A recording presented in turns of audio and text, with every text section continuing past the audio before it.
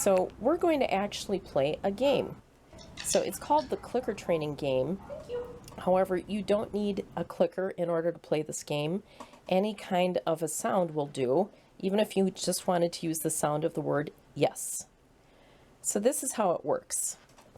Every time an animal hears a click or a yes or another sound that has that meaning to them, they learn that that sound means that they're going to get something they really like. So a lot of times when we're clicker training an animal, it's going to be food. So they're going to hear the sound of the click, and then they're going to get a treat. Or they're going to hear the word yes, and then they're going to get a treat. And after they've made that association, you can start using it to train them to do something. So in Whimsy's case, when I was working on the picking up the item and bringing it to me trick, what I did was every time she touched a wooden spoon, the handle of a wooden spoon, she'd get a click and a treat. And eventually she started to learn that just by putting her mouth on this wooden spoon, she got a click and a treat. And then I started clicking and treating the ones where maybe her lips were open a little bit, or where her mouth was open just a little bit. And then I started clicking when she had her mouth hovering over the wooden spoon. And then I waited until her mouth closed around the wooden spoon. So we worked our way up in all these little steps. But she learned that she did the correct thing when she heard the click. And that the clicking sound meant that she was getting something she really liked. So with the clicker training game, we're going to have you guys do something, so human somethings, not animal somethings, so that you can see what it's like to be an animal who's being trained by a human. You can see what it's like to be trained without communication other than the sound of the clicker. And it's going to make you think a little bit about how our pets feel when we're trying to get them to do something and they truly don't understand what we want from them. So this is how the game works, and I'm going to pretend that I am both the person who's learning how to do something and the person who's training, because I just want you to see what this is going to look like. I'm going to come into the room from that door, and the target behavior is for me to touch the handle of that closet in the back corner back there. Now, if I was really being trained, I would have absolutely no idea what I was supposed to do. The only information that I would be getting is the communication from this, the clicker. So what I want to do is I want to make sure that the person who's being trained gets as much information as they can, because if they don't get enough information, they're going to get confused and they're not going to know what it is you want them to do. So the more I can click, the better it is for the person who's being trained, and the less likely that they're going to get confused and frustrated. Because when we get frustrated when we're learning something new, we end up just shutting down and not wanting to learn it. So that's not what we want from when we're teaching somebody. We really want them to get a lot of information, understand what we're trying to communicate, and feel very confident about what it is they're learning. So when I come into the room, every time I take a step in the correct direction, I'm going to click. Because if I'm the learner, I need to know I'm going in the right direction. And if I take a couple of steps without hearing a click, I'm not going to know if I'm correct or not until it's too late. So let's get started. I'll start here at this door, and I'm going to take my first step in. Here's a click. Now at this point, I have a couple of different directions I could go in. I could go straight, I could turn to my right, I could turn to my left, or there's a couple of different angles I could try. If I am truly in the dark about what it is I'm supposed to do, I might try going this way. So if I turn in the wrong direction, I should not hear a click. And if I don't hear a click, I should know automatically that I'm going the wrong way. So if I take that step to the right, I don't hear a click, I'm going to go, I didn't get communication that this is the correct direction, so I must be going in the wrong way. So at this point, I might try turning this way. I'm going to click again, because even though it's not a direct line to the closet, turning from the right to the left is the right direction. So now I might try going straight.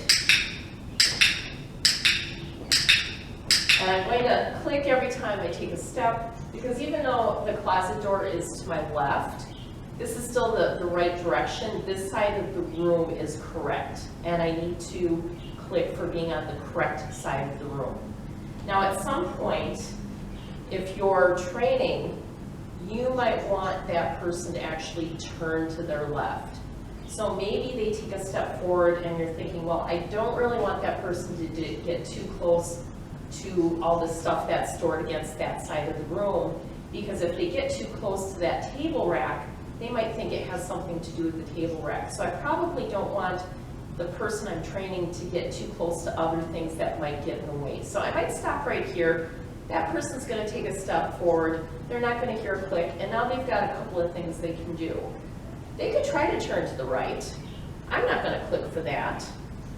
They might turn this way. I wouldn't click for that. But if they turn and head in that direction, I'm going to click for that.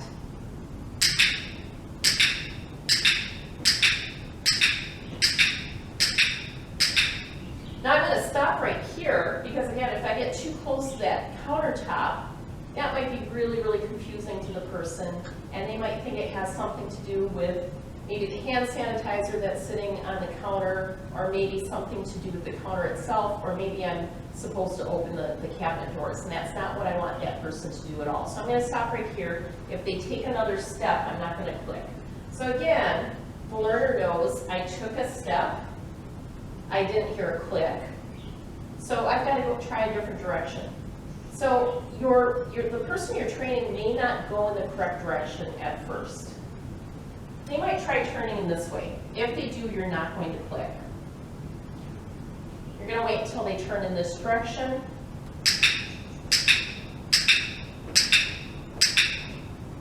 Now, I'm not quite to that cabinet door. I'm close, but I'm not where I really should be. So I'm going to stop right here, and I'm going to not click if they turn in this direction. If they turn this way, I'm going to click. And you don't even need for them to take a step. So I'm going to go back to where I was before. So if they turn in this direction, I might click just for that turn. And then I'm going to wait and see if they do something else. Now, if they're here, people do a lot of things that you don't expect them to do. They might touch the door. I would actually click for touching the door because the handle is on the door, and so they're close. They're not as close as I want them to be, but they're close. So I'm going to click for that. If they move their hand this way, they're moving it away from the handle, so I'm not going to click for that. If they move their hand this way, I'm going to click that because it's moving close to the handle. If they touch the handle, I'm going to click. Now, my end goal could be opening the door.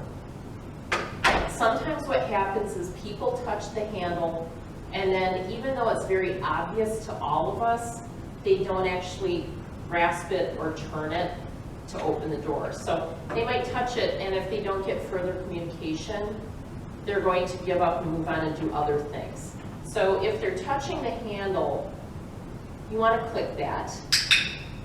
If they do this, if they do anything else with the handle, I would click that. If they move their hand off the handle, I would not click that.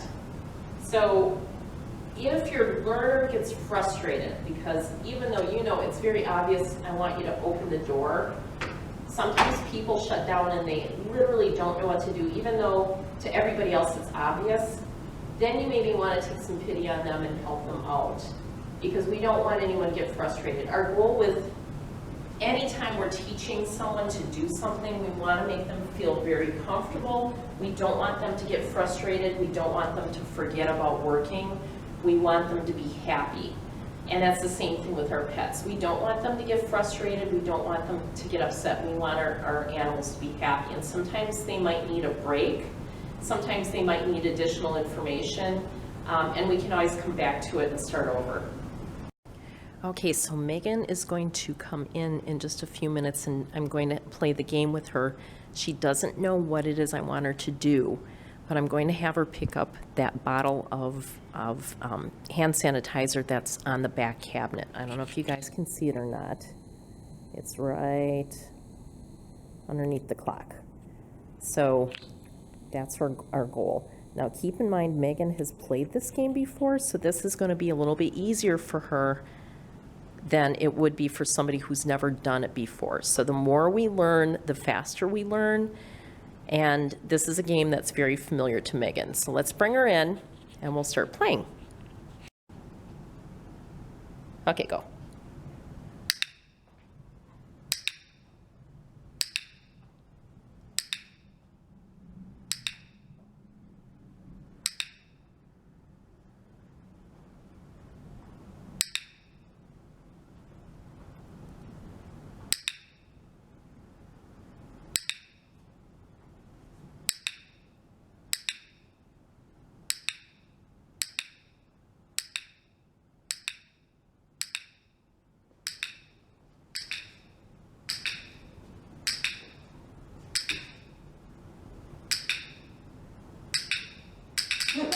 Okay, so Megan got it right away. So that was really easy because, like I said, Megan has done this before. Now, one thing to keep in mind is if she got stuck, I might tell her to go back to her starting point and we'd start all over again so that she could familiarize herself with something she already knew. So she already knew that she's supposed to take like 5 or 6 steps forward before she turns to the left. So we would be covering ground that was already familiar to her. So now we're going to get somebody in who's never played the game, and what we're going to do is have him open the same closet door that I kind of practiced with in our first round. And when you're ready, tell me. Okay.